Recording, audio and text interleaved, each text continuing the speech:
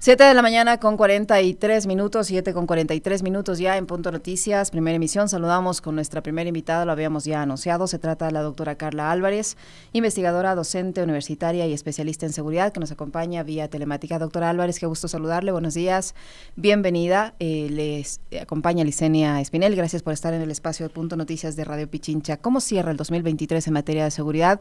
Los indicadores, las estadísticas reflejan un incremento abrumador de la violencia en el país.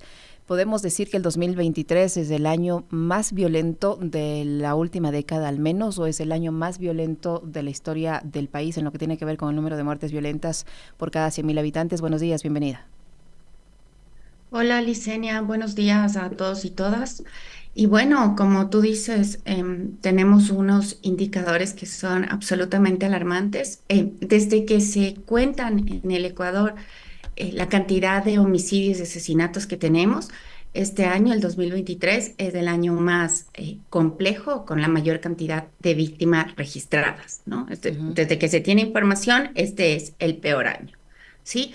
Lo que es sorprendente, bueno, hay como comentar algunas cosas, ¿no? Ujú. Primero que la violencia es el mejor indicador, o los homicidios y asesinatos son los mejores indicadores para entender la situación de violencia por la que atraviesa un país. Entonces, tiende a ser el indicador más relevante y el más visible.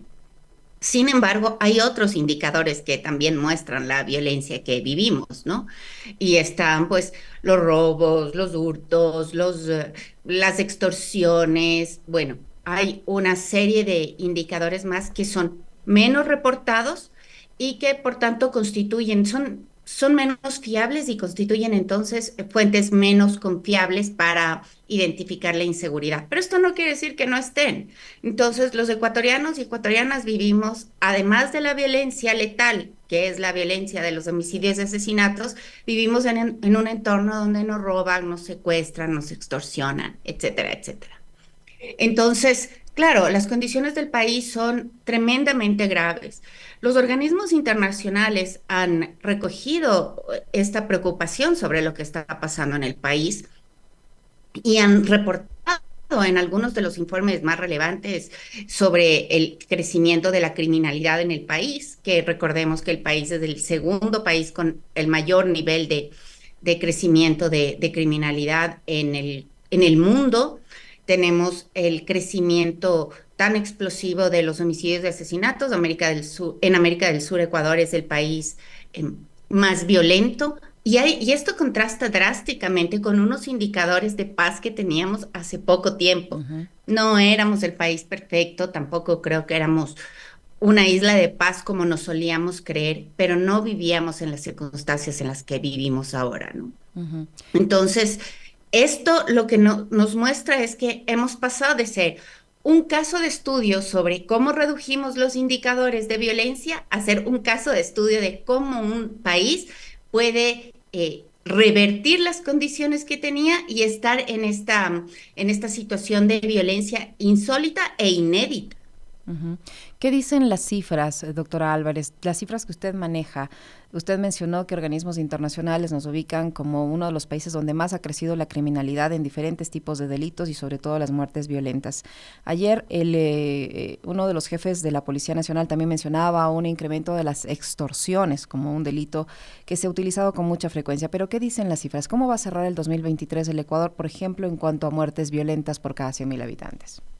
A ver, las muertes violentas, esta es como la cifra que más se conoce y sabemos que vamos a superar los 7.500 muertos, ¿no? Que es 3.000 muertos más que el año pasado. Me gusta decirlo así porque pues ahí podemos ver la cantidad de personas que están perdiendo la vida y ahora, claro, cada vez que la violencia o la inseguridad se acerca a nuestro entorno y cada vez que conocemos a alguien que ha perdido la vida o que ha sido violentado por la inseguridad, pues entendemos que se acerca más y estamos más cercados por la inseguridad. Y esto es lo que está pasando. Cada vez tenemos más gente conocida que ha sufrido de alguna manera la violencia y la inseguridad. Esto pasa en el país y hay sociedades y hay regiones donde la violencia es mucho más cruda, mucho más digamos, cruel, ¿no? Ujú. Guayaquil es un caso de estas características, Esmeraldas es otro, los ríos, toda la región costanera está muy azotada por la violencia y también, y esto ha ido de la mano con los indicadores de criminalidad, ¿no? Entonces sabemos que en la región costanera pues hay mucha exportación de droga y que esta droga pues está relacionada con la presencia de pandillas y la violencia entre pandillas y también, bueno, hay el comportamiento y el negocio de estas pandillas pues han generado esta violencia. Pero lo que a mí me preocupa o lo que yo quisiera decir, bueno, dos cosas aquí. Lo primero es que respecto a las extorsiones que nos han conmocionado en este último tiempo, sobre todo por el secuestro del cónsul honorario del Reino Unido, pues las extorsiones son poco denunciadas Ujú. porque la gente tiene muy escasa confianza en el sistema judicial y sabe que no hay capacidades ni judiciales ni policiales para tener protección.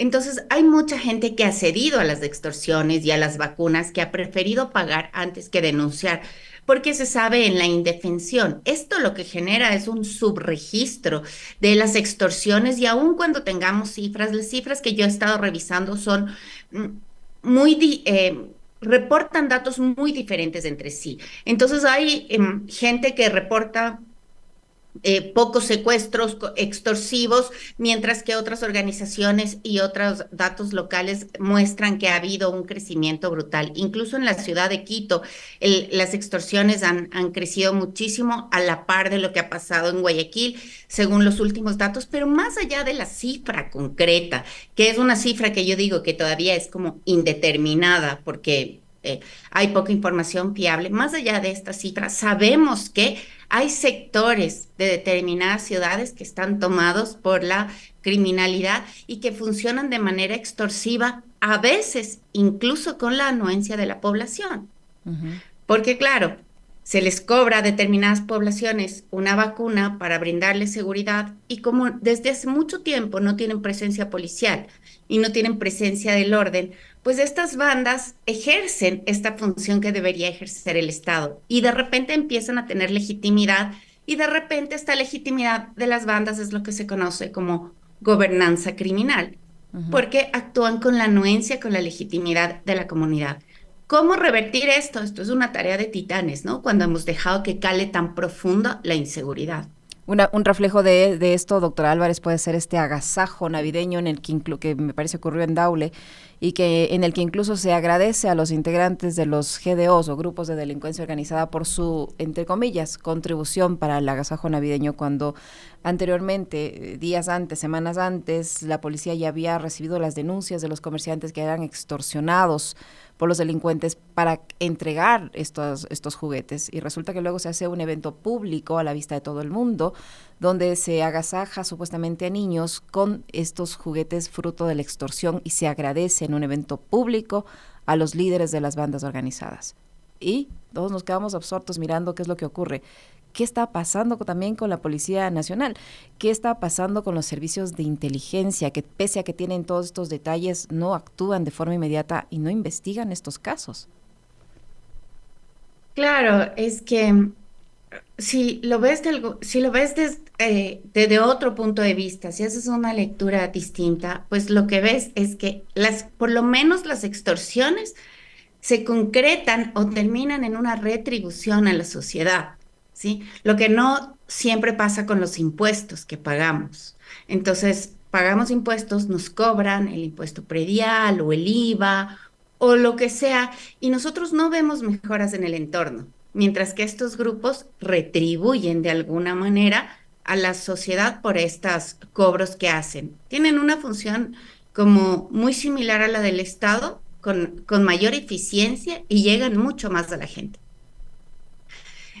El punto dentro de todo esto es que cuando hemos llegado a esta situación, lo que se ve es que el Estado se ha replegado, Ujú. el Estado, la oficialidad, la formalidad se ha replegado y ha cedido paso a estos comportamientos al comportamiento mafioso, ¿no? Hay muchas poblaciones que están al amparo de este comportamiento mafioso.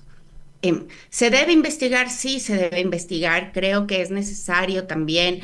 trabajar fuertemente con la policía y con el sistema judicial para que se pueda dar protección a las organizaciones, mejor dicho, o a las personas que tratan de denunciar las extorsiones. Esto tiene que haber un proceso de judicialización, creo que, y de protección a los testigos. Creo que en esto sería ideal, por ejemplo, contar con ayuda internacional que permitan plantear programas o financiar y evaluar programas de protección de víctimas y testigos que permitan hacer una mejor judicialización, seguimiento, investigación, etcétera. Y definitivamente hay que fortalecer los sistemas de inteligencia. Creo Ujú. en este punto que el sistema de inteligencia del Ecuador ha mostrado grandes debilidades, necesita ser fortalecido. Sin embargo, todavía no se están tomando las decisiones con la urgencia que amerita. Creo que hay que hacer un llamado al gobierno a que, bueno, nos diga quién va a ser el nuevo titular de la SENAIN. Es necesario hacer como algunos cambios y también nos diga de qué manera se va a fortalecer la SENAIN en el año de gobierno Ujú. que tenemos. No podemos pensar solo a futuro, no podemos pensar solo en las elecciones del 2024. Tenemos que pensar, bueno, ¿qué vamos a hacer este año operativamente y cuáles van a ser los logros? Entonces, creo que estas son exigencias que hay que hacer al gobierno, incluso más allá del plan Fénix, que no sé por qué ha tenido tanta popularidad. Hay un plan del gobierno que está inscrito en el CNE, Ujú. donde el candidato, el ex candidato Daniel Noboa, que es ahora presidente, planteó unas estrategias para seguir unos lineamientos de seguridad con los que debería cumplir. Y esto es una cosa que se debería hacer seguimiento en- por parte de la sociedad, de Ujú. los medios de comunicación, también decir, bueno, presidente Noboa, ¿cómo va a cumplir con lo que usted ofreció cuando se inscribió como candidato en el Consejo Nacional Electoral? Bueno, el presidente ha dicho que este caso Metástasis es parte de este plan Fénix, cuando es un proceso que empezó a raíz de la muerte, entendemos, de este narcotraficante Leandro Norero en octubre del año pasado, que se ha reducido el número de muertes violentas en varios cantones en la provincia del Guayas como resultado del plan Fénix, que el resultado del plan Fénix es haber logrado la liberación de este cónsul honorario del Reino Unido después de ese secuestro tan brutal. El presidente ha atribuido esos logros, entre comillas, al Plan Fénix. Usted mencionó que hay lineamientos de materia de seguridad que fueron inscritos en el Consejo Nacional Electoral como parte de ese plan de gobierno. Hasta el momento, en estos cortos 30 días, un poquito más, que tiene el presidente en funciones, algo de esos lineamientos en materia de seguridad inscritos en el CNE como parte del plan de gobierno se han cumplido. Pues no lo veo tan claro. A ver, creo que es parte de la política a veces pescar a río revuelto y atribuirnos todos los logros, ¿no? El caso Metástasis para una parte de la población es un gran caso, es una muestra de la lucha contra la corrupción y para otra parte de la población es casi como un show mediático más bien. Pero bueno, subirse en la ola de los desiertos que a veces son de arrastre del periodo de gobierno anterior, bueno, puede ser como, está dentro de las lógicas políticas. Pero lo que sí es que hay que tener un manejo técnico de la seguridad, además de cumplir con las lógicas políticas. Y en lo más técnico, en lo más técnico político, digamos, el presidente Noboa lo que hizo es plantear en su plan de gobierno que iba a fortalecer las instituciones que están encargadas de hacer cumplir la ley, la policía, las Fuerzas Armadas, las instituciones de justicia, que iba a trabajar de cerca con la comunidad y que, bueno, básicamente estos eran los lineamientos que planteaba en el manejo de la seguridad ciudadana y también rescataba esto, me pareció súper interesante para el fortalecimiento y para revertir la situación de crisis carcelaria que tenemos, ¿no? Entonces el trabajo con la comunidad, el fortalecimiento de las fuerzas del orden y también la justicia.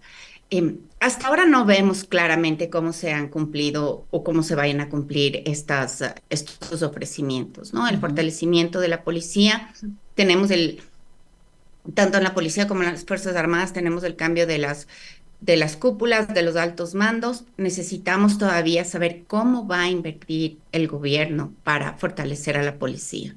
Sabemos que no podemos entrar en un proceso de cambio o de depuración institucional que tanto se necesita. No podemos hacerlo porque estamos pensando en, o mejor dicho, el presidente Noboa tiene un año y un poquito más de gobierno, pero podría encargarse de dotar adecuadamente o de suplir las necesidades que tiene la policía y las Fuerzas Armadas, ¿no? Para que cumplan su trabajo adecuadamente y también debería trabajarse con la función judicial. Además, creo que es bien importante pensar que los problemas de inseguridad del Ecuador no se remiten solo al narcotráfico. Ujú. Yo desde hace un tiempo venía diciendo que la amenaza del narcotráfico es solo una de las amenazas que tiene el país. Tenemos tráfico de personas, tenemos tráfico de flora y fauna, tenemos Tráfico de silvestre, armas. ¿no? Ujú. Tráfico de armas que ha crecido muchísimo, ¿no? Que ha crecido muchísimo en el país. Además, hay, bueno, minería ilegal, hay un sinfín de amenazas que vienen siendo documentadas desde hace un tiempo. Sin embargo, claro, lo que tenía como una retórica política que daba más réditos era la lucha contra el narcotráfico. Y esto fue parte de un discurso de gobierno durante mucho tiempo. Ahora Ujú. es necesario que ampliemos la visión sobre la agenda de seguridad y empecemos a ver que los mercados criminales cambian constantemente, el mercado de la cocaína está cambiando hoy por hoy y esto algunos expertos y algunos analistas plantean que el cambio en el comportamiento del mercado de la cocaína ha dado paso y abierto a la posibilidad de que se incrementen las extorsiones, que es una explicación que es bastante razonable, pero bueno, se van a expandir los sistemas de extorsiones, pero también de otros crímenes. ¿Qué va a hacer el país para enfrentar esta mutación de las actividades criminales? ¿Cómo va a frenar los otros tipos de criminalidad que pueden tener lugar en el territorio ecuatoriano? En esas cosas hay que pensar y ahí Ujú. entra, bueno, es necesario el fortalecimiento de las instituciones encargadas de guardar el orden, de la inteligencia. Es necesario hacerlo, el sistema de justicia también, pero todavía no tenemos claramente los cómo. Ujú. Doctora Álvarez, ¿cuál ha sido el rol, a su criterio, desde el punto de vista de su experiencia en materia de seguridad, desde el punto de vista académico incluso, el rol que ha cumplido el Servicio de Inteligencia ecuatoriano, en este caso Metástasis? Y le pregunto esto porque, de acuerdo a las versiones de la Fiscalía, es un caso que se investiga a raíz de la muerte del narcotraficante Leandro Norero, que en una situación bastante especial, digo yo, porque muere en manos del Estado dentro de una prisión controlada en teoría por el Estado, y resulta que al señor lo eliminan, lo decapitan, encuentran sus restos despedazados y hallan milagrosamente un teléfono. Resulta que en el teléfono lo explotan, no sabemos cómo, si hubo o no hubo de por medio una cadena de custodia adecuada, no se conocen esos detalles, no se puede comprobar la veracidad de esos supuestos chats que tenía este aparato telefónico, pero resulta que se sabía eso hace un año. El señor muere en octubre del año pasado, ha pasado más de un año, recién se conoce esa información, pero allí se da cuenta, o al menos de lo que la Fiscalía se ha encargado de difundir, que había pistas sobre el posible asesinato del alcalde de Manta, sobre el asesinato de un periodista, sobre el atentado, el asesinato también de Fernando Villavicencio. Se sabía, al menos de este último, del candidato Villavicencio con anterioridad. Y el servicio de inteligencia no tomó las previsiones del caso, las autoridades, no sé quién le competía tomar las previsiones del caso para evitar que esto ocurra. ¿Cuál ha sido el rol del servicio de inteligencia? Si ya tenían todos estos elementos, ¿cómo es que permitieron, digo, si le damos toda la credibilidad a estos chats, que un jefe de la policía siga al frente del SNAI concediendo los beneficios a los líderes de las bandas organizadas, haciendo sus tranzas, sus acuerdos allí al interior de la institución? ¿Cómo es que no se hizo nada? ¿Cómo es que no se alertó? ¿Cómo es que ahora, después de un año, nos enteramos de todas estas cosas? Bueno, así como lo relatas, es inverosímil lo que ha pasado y creo que tienes toda la razón. Ahora, hay que entender dos cosas, ¿no? La una es que el sistema de inteligencia ecuatoriano es bastante débil. Entiendo que hay un número muy limitado de gente que hace análisis de la situación. Esto debería ampliarse siendo un país que tiene tantas amenazas. Pero por otra parte, muchas veces las funciones del servicio de inteligencia no son comprendidas completamente por la función política. Entonces llegan alertas, llegan, sí, alertas de lo que podría ocurrir, de las amenazas que se están enfrentando y el sistema político no siempre le conviene tomar decisiones o tomar acciones sobre las alertas que genera el sistema de inteligencia. No quiero decir con esto que el sistema de inteligencia está funcionando adecuadamente, pero no hay una adecuada articulación entre la información que produce el sistema de inteligencia y el sistema político o el sistema de gobierno. Eso hay que cambiar y hay que mejorar, porque las alertas que produce el sistema de inteligencia deberían ser motivo de acción urgente para los gobiernos, ¿no? Entonces, no creo que lo que pasaba en las cárceles eh, no haya sido de fácil sí, de fácil prevención. El Ujú. gobierno debía tomar acciones. Por ejemplo, se deberían tomar acciones presupuestarias para reducir los crímenes que han pasado en las cárceles. Y eso no ocurrió porque no hubo la voluntad política. Entonces, la mezcla va así, un sistema de inteligencia frágil, con poco presupuesto, con pocas capacidades analíticas y con un sistema de gobierno, un sistema político que no está dispuesto a hacer caso a todo lo que se hace o se produce en el sistema de inteligencia, pues genera como un rompimiento que te lleva a una desinstitucionalización que se refleja en las condiciones de inseguridad que vive un país. Entonces, debe haber una articulación adecuada y recordemos que todo el proceso de desinstitucionalización que vive el país en materia de seguridad empieza ya unos años atrás y ahora estamos cosechando toda esta falta de institucionalidad. Hay que fortalecer el sistema de inteligencia. Yo creería que hay que renovar los cuadros del sistema de inteligencia para que se pueda fortalecer y para que se pueda también, para que se pueda informar adecuadamente, pero el poder político también tiene que estar consciente del rol y de la importancia de ocupar estratégicamente la información que se genera en el sistema de inteligencia, Ujú. porque ni el mejor sistema va a prevenir nada si es que no tenemos un gobierno que está dispuesto a hacer caso a los lineamientos que determina el sistema de inteligencia. Entonces, tiene que haber una adecuada articulación y debe haber una buena disposición del sistema político también. Ujú.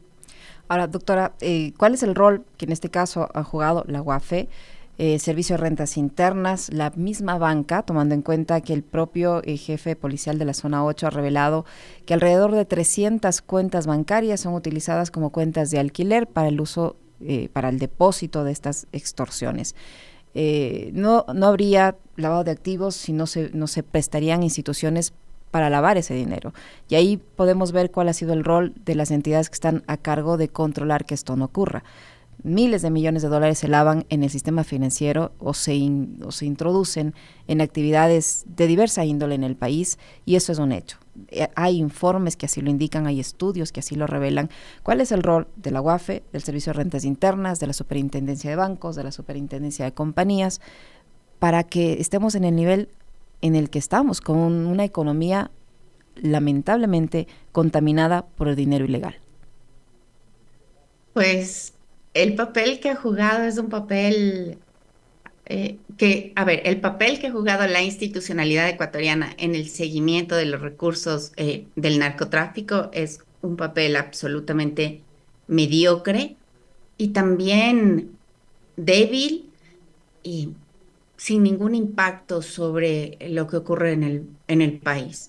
O sea, estamos hablando de que las estimaciones plantean que entre 3,5 billones de dólares y 5 billones de dólares se lavan anualmente en la economía ecuatoriana, pues si esa cantidad de dinero es suficiente como para generar alertas y como para hacer seguimiento en los distintos bancos y en distintas áreas de negocios como la construcción, las farmacias y bueno, una serie de negocios más y de actividades productivas más donde se podría hacer seguimiento. Pero eso no se ha hecho, ¿no? El sistema bancario sigue creciendo inexplicablemente en un país donde los indicadores de crecimiento económico no son los mejores, pero la banca crece.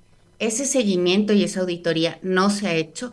Esta es una tarea pendiente que tiene el país. Hay que mejorar también los financiamientos de la UAFE, que igual que la Secretaría de Inteligencia, tienen un personal absolutamente limitado en número y en capacidades. Se necesita fortalecer mejor, hacer seguimiento de las cuentas, de estas cuentas de alquiler que tú mencionas, que operan en distintos ámbitos de la economía, pero que también facilitan las extorsiones dentro de la cárcel, por ejemplo, y esas cuentas no se han seguido. También hay cuentas que sirven para hacer los depósitos de los migrantes que contratan coyotes para salir del país. Esa forma de delito, el coyoterismo, también podría ser seguido a través de cuentas bancarias. Eso no se ha hecho. Entonces, bueno. Aquí hay un espacio no gris, sino negro de la actividad ilícita donde el Estado ha tenido poco que ver y se ha tratado de proteger mucho a la banca, las ganancias de la banca, y es necesario poner orden ahí. Este es como un ejemplo clarísimo en el que nos muestra que solo la mano dura no ayuda con la reducción de la criminalidad. La mano dura está bien, tenemos que apresar a los delincuentes, a la gente que comete delitos violentos, etcétera.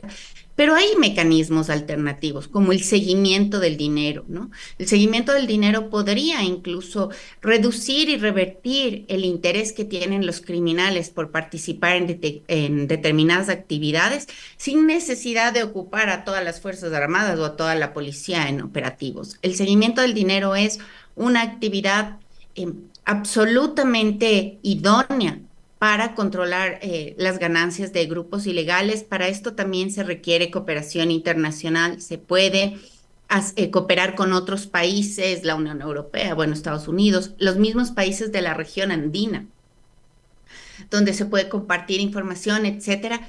Y esto es un pendiente que tiene el Ecuador, que lamentablemente sin el cual, o sea, sin el seguimiento al dinero de los negocios ilícitos, no vamos a poder revertir la situación de violencia y de criminalidad que tenemos. No va a ser posible, porque mientras haya alguien que lucre de la situación que tenemos, pues estas personas van a estar dispuestas a seguir en estas actividades porque están recibiendo una recompensa de la falta de acción, de la omisión, de la inacción del Estado. Doctora Álvarez, el presidente de la República ha anunciado que desde enero va a tratar de implementar una reforma carcelaria con asesoramiento de técnico de El Salvador, entre otros países, y se ha indicado que ya se tiene localizadas las cárceles barcazas que se instalarán como una medida para segmentar la población carcelaria y colocar allí o ubicar allí a los reos considerados como de alta peligrosidad. ¿Una reforma carcelaria en un año y un poquito más de gobierno es posible? A ver, me parece que el presidente Noboa está hablando de una reforma carcelaria refiriéndose, equiparando a una reconstrucción y reparación de la infraestructura carcelaria, ¿sí? Pero no es lo mismo. Una real reforma carcelaria implica también una reforma, por ejemplo, al COIP, y implica también algunos mecanismos de reordenamiento de los prisioneros en tierra y clasificación en todas las cárceles adecuada, una clasificación adecuada, equipamiento de tecnología. También implica una adecuada formación y capacitación de los guías penitenciarios, un nuevo contrato para alimentación de los presos, una adecuada atención en salud, atención psicológica, trabajo social, etcétera, etcétera. Implica incluso meter la mano o acelerar los procesos de investigación para que haya justicia en los casos de las masacres carcelarias del 2021 y 2022, ¿no? Entonces es como todo un plan hablar de una reforma carcelaria. Lo que está planteando el gobierno el gobierno del presidente Noboa es que va a construir unas nuevas cárceles, una que es una cárcel Barcaza y estas otras cárceles Supermax, que tienen la lógica de separar a los reos más violentos, más agresivos, más peligrosos y ponerlos en estos nuevos recintos penitenciarios que deberían tener que tienen otras seguridades y lo que asegura es, o lo que se busca es asegurar un aislamiento de estos reos del, del común de prisioneros, como está pasando ahora mismo. Ujú. ¿Cuánto va a tomar la construcción de esa infraestructura? Es lo que a mí me preocupa. Aun cuando se haga el trato para las cárceles Barcaza mañana mismo, la construcción, el diseño, incluso la importación de las cárceles Barcaza, que no sabemos cuántas van a ser, pues puede tomar un tiempo que perfectamente podría estar cerca de un año, siendo muy rápidos en la función pública. Ujú. Y la construcción de las cárceles Supermax también. Creo que este es un ofrecimiento que se podría cumplir al final del mandato del presidente Noboa. Eso a mí me preocupa porque en el lapso entre que llega la nueva infraestructura y se construye la nueva infraestructura, se podrían tomar algunas decisiones, ¿no? Se podría mejorar o cambiar la contratación del sistema de alimentos de las cárceles. Se supone que hubo un censo penitenciario llevado a cabo por el presidente Lazo. Se podría utilizar la información de ese censo penitenciario para hacer una reclasificación adecuada y no necesitamos esperar la nueva infraestructura. Se podría comprar tecnología mucho más sencilla de comprar y de instalar, como son los escáneres en las cárceles. Bueno, habría como tomar algunas medidas, incluso se podría promover que se aceleren los procesos judiciales de las investigaciones de las masacres. Eso sería una cosa muy reparadora para las familias de las víctimas. Sabemos que hay muchas víctimas que no estaban involucradas en negocios ilícitos, que perdieron la vida por estar encarcelados, ¿no? Que no por la actividad que tenían como líderes sociales o personas que no habían cometido delitos violentos. Entonces, tener una judicialización adecuada, una investigación, esclarecer hechos de verdad sería un acto muy reparatorio que también se podría impulsar en este tiempo. Entonces, creería que los grandes sueños y las grandes apuestas de cómo se debería manejar el sistema carcelario también debería ir de la mano de acciones pequeñas que podrían mejorar significativamente la vida de las personas privadas de la libertad. Entonces, creería que el gobierno debería apuntar a tener acciones en estos dos niveles, ¿no? Ujú. Las aspiraciones grandes, los objetivos grandes relacionados con la infraestructura, pero también aquellos que podrían mejorar la vida cotidiana de las personas privadas de la libertad, no solo para garantizar los derechos de los presos, sino también para evitar la contaminación y también la expansión de las redes criminales dentro de las cárceles, porque ya sabemos que en Ecuador y en América Latina las cárceles representan un cierto sistema de reclutamiento eh, de criminales, de personas que por voluntad propia o porque están obligados dentro de las cárceles, pues forman parte de pandillas y eso hace que se expanda la actividad criminal. Entonces, para contener esto es necesario ir tomando decisiones que cambien la vida cotidiana de las personas privadas de la libertad. Esto requiere un presupuesto, también debería el gobierno hablarnos de este presupuesto, de cuánto va a invertir en las cárceles. Ujú. Muy bien. Muchísimas gracias, doctor Álvarez. Siempre un gusto conversar con usted, muy gentil. Que tenga un lindo año. Igual, Isenia, un abrazo y mucha felicidad para ti y para la radio. Muchas Que gracias. Lo tengan un propio buen para día. usted. Hasta luego.